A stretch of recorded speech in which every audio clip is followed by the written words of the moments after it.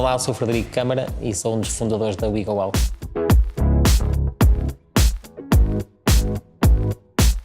A We Go Out foi um pivot, ou seja, nós tínhamos um produto que era o Love Blip, estávamos no Brasil a ser acelerados na aceleradora que era a 21212. Todos os projetos online em Portugal na época, estamos a falar de 2011, 2012, éramos todos muito naivos e todos, ou seja, o conhecimento que se tinha do ecossistema de montar uma startup era mesmo muito diminuído.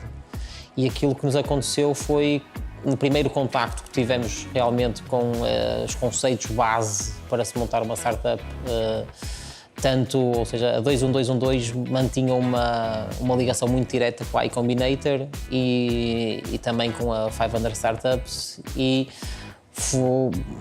deu-nos um conjunto de ensinamentos e um treino sobre como preparar uma startup que nos fez ver que se calhar a plataforma que nós tínhamos, que era o Love Blip, não nos satisfazia completamente da nossa ambição e aquilo que nós queríamos fazer. E por isso, depois de vários brainstorming que estivemos por lá, acabamos por, ao fim de um mês e meio de estarmos na 2212, acabamos por mudar todo o conceito que tínhamos de Love Blip, largamos aquele projeto e decidimos criar um projeto novo que era o We Go Out, aproveitando o conhecimento e a parte tecnológica e a base tecnológica que tínhamos no projeto Love Blip, mas num novo conceito.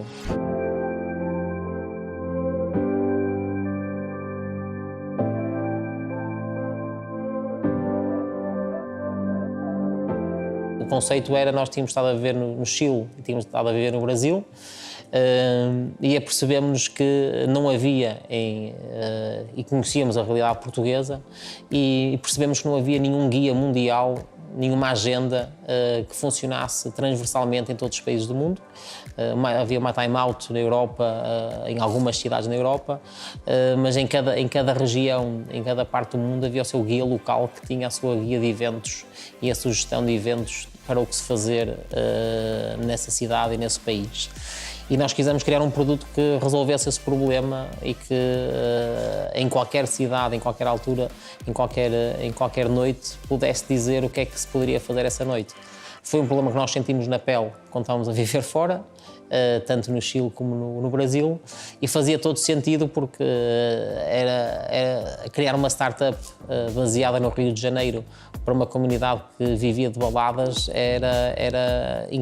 parecia-nos encaixar que nem uma luva, uma plataforma que conseguisse descobrir o que fazer essa noite em qualquer cidade do Brasil, em qualquer cidade da América do Sul, em qualquer cidade europeia, em qualquer cidade norte-americana. O que nós queríamos fazer era aproveitar o facto da internet estar a explodir nesse momento, para aproveitar o próprio conteúdo já existente sobre as próprias pessoas que vivem nesses locais e já consomem nesses locais e já partilham nesses locais o que estão a fazer, para criar um algoritmo que descobrisse automaticamente o que é que as pessoas estavam a fazer. Juntando a isso um algoritmo de recomendações baseado no que é que era o meu interesse em comparação com essas pessoas e me sugerissem a mim o que é que as pessoas similares a mim estavam a fazer, o que é que elas costumavam fazer e criar um guia à medida de cada uma das pessoas. E esse, no fundo, era o desafio tecnológico que nos fez criar o We Go Out.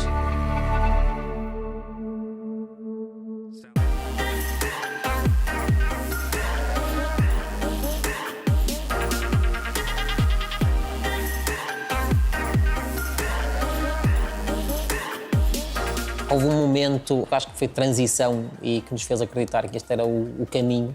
Houve dois. Um primeiro foi a nossa ida à TechCrunch, nós fomos à conferência em São Francisco da TechCrunch, fomos convidados. Os projetos que estavam a ir para São Francisco estavam a levar um pouco da razão de ser desta startup funcionar no Brasil e porque é que ela nasceu no Brasil e porque é que ela no Brasil ia ter mais sucesso do que outro sítio qualquer. Foi nesse instante que nós demos o clique que realmente, se nós queremos mostrar o Brasil é baladas, é sair à noite, e vinha de acordo com aquilo que nós estávamos já a debater com os nossos mentores, que deveria ser o futuro do projeto. Nós montamos isto para fazer um projeto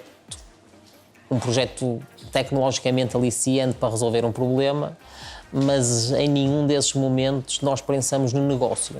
E algo que acontecia muito na época, que era os projetos tecnológicos serem serem fundados e criados por pessoas ligadas à tecnologia, engenheiros, cientistas, e em que o principal objetivo era resolver problemas e não criar um negócio. Criar um negócio no sentido de fazer gerar receitas.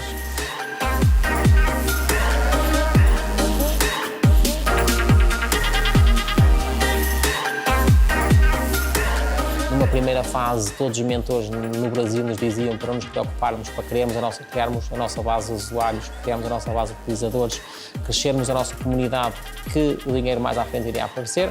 Era o que tinha acontecido com o Google, era o que tinha acontecido com o Twitter e com o Facebook, mas nós entramos numa transição em que os investidores já não estavam tão ávidos para projetos de redes sociais em que iam buscar o dinheiro muito mais à frente, porque já tinha havido também muitos outros casos que tinham derrapado pelo caminho e cada vez havia mais pessoas a querer fazer projetos desses e não estavam a funcionar. Cada vez mais havia mais consumo, por isso era cada vez mais pensado para os investidores, estavam a pensar em casos em que queriam resultados imediatos, já queriam ver vendas, já era razoável ter que haver vendas iniciais.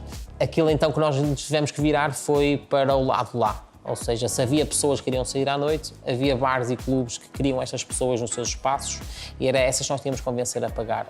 Tínhamos que fazer então um modelo de business to business em que íamos convencer as pessoas, os donos dos bares, das discotecas que queriam ter pessoas nos seus espaços, que eles teriam que pagar para atrair uma nova audiência. Um período em que hoje, olhando para trás, dá-me alguma pena porque a plataforma funcionava, tinha cada vez mais pessoas a usar, o utilizador, a nossa plataforma, tipo o nosso Analytics, crescia exponencialmente em número de acessos e de visitantes e de utilizadores regulares na plataforma, porque a plataforma realmente lhes resolvia um problema e cada vez mais pessoas gostavam de usar.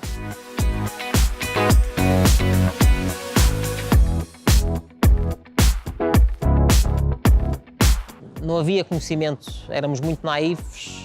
Fomos para o projeto com vontade de fazer algo que acabamos por fazer. Hoje não o faria assim no sentido de eu hoje já não faço nenhum projeto em que a primeira questão não seja como é que eu faço dinheiro com isto. E hoje eu meto-me numa startup a fazer dinheiro. O que nós fizemos não foi uma empresa, o que nós fizemos foi um projeto tecnológico. Não acho que haja uma resposta nem uma receita para o empreendedorismo. Já tive casos de sucesso e de insucesso, em ambos o contexto, a sorte, tantas coisas influenciaram que não há, a meu ver, não vou ser eu a dizer que foi por ter feito isto ou por não ter feito isto que tive sucesso, porque poderei criar em alguém a ideia de que é assim que tem que se fazer e é assim que vai dar certo, porque isso não existe e ninguém sabe. Se soubessem, estariam a fazê-lo e a criar só empresas de sucesso. Aquilo que eu penso é que a grande maioria das empresas, das startups tecnológicas vão falhar e por isso não há mal nenhum em terem falhado. A única forma de alguma dar certo é tentar e há que continuar a tentar e ir aprendendo pelo caminho, mas sem essa aprendizagem, sem bater com a cabeça na parede, não vai ser possível dar o próximo passo. Não é possível melhorar e tentar novamente. Às vezes acerta-se à primeira, às vezes acerta-se à 10ª. Quanto mais depressa falhar, melhor. E isso sim, eu acredito que o que é preciso é falhar depressa para na próxima ver se dá certo.